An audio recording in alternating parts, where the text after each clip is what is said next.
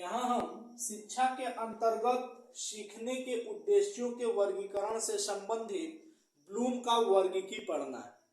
ठीक, सीखने के जो उद्देश्य हैं उनको हम किस किस तरह से सीखेंगे इसी को वर्गीकृत किया गया है। चूंकि वर्गीकरण के समय बहुत सारे सदस्य थे जिसके अध्यक्ष ब्लूम साहब थे, तो उन्हीं के नाम पे ब्लूम टेक्सोनॉमी हम पढ़ रहे हैं। ठीक ना। सीखने के लिए ज्ञानात्मक पक्ष, भावात्मक पक्ष और क्रियात्मक पक्ष, तीन पक्षों को पढ़ेंगे और इनको 6-6 भाग में बांट के पढ़ेंगे। ठीक ना।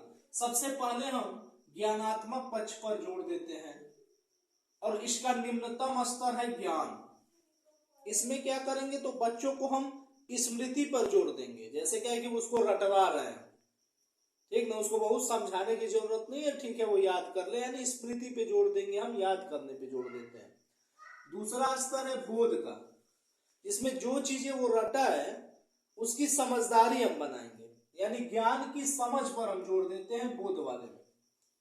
तीसरा स्तर जब समझदारी बन गए तो हम प्रयोग वाली बात करते हैं। ठीक ना।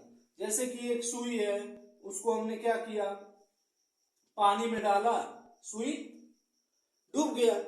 लेकिन क्या है, एक जहाज है या लोहे का टुकड़ा आप डाल रहे हैं, पानी में डूब जा रहा है, लेकिन एक जहाज है वो पानी में नहीं डूब रहा है, तो ऐसा क्यों।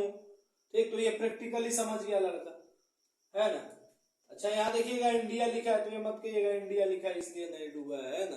फिजिक्स में पूरी थियरी है, उत्प्लावन बल वगैरह सारा है। ठीक, तो प्रयोग के आधार पे समझ जाएगा वो, एक समझदारी बनेगी। यानी शुरुआत में हम क्या रटने पे जोर दे रहे हैं, फिर ज्ञान की समझ पे जोर दे रहे हैं, फिर हम प्रयोग पे जोर दे रहे हैं। ठीक, और इसके बाद आता है विश्लेषण।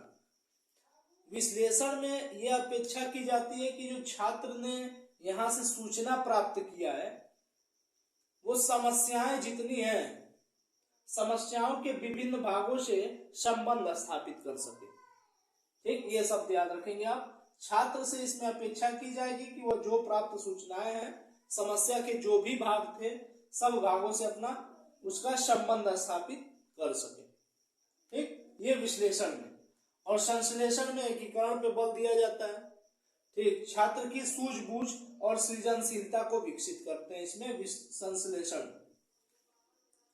संश्लेषण में हम एकीकरण पे बल देते हैं, छात्र की सूझबूझ सृजनशीलता को विकसित करते हैं, और छठवां जो इसका चरण है ज्ञानात्मक पक्ष का मूल्यांकन।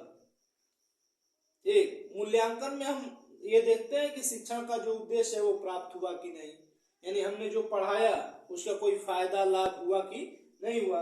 तो मूल्यांकन में शिक्षण के उद्देश्य प्राप्त हुए कि नहीं हुई, ये मूल्यांकन में हम समझते हैं। फिर आता है भावात्मक पक्ष।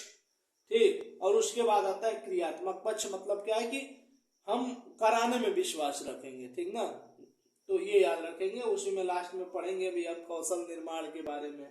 ठीक,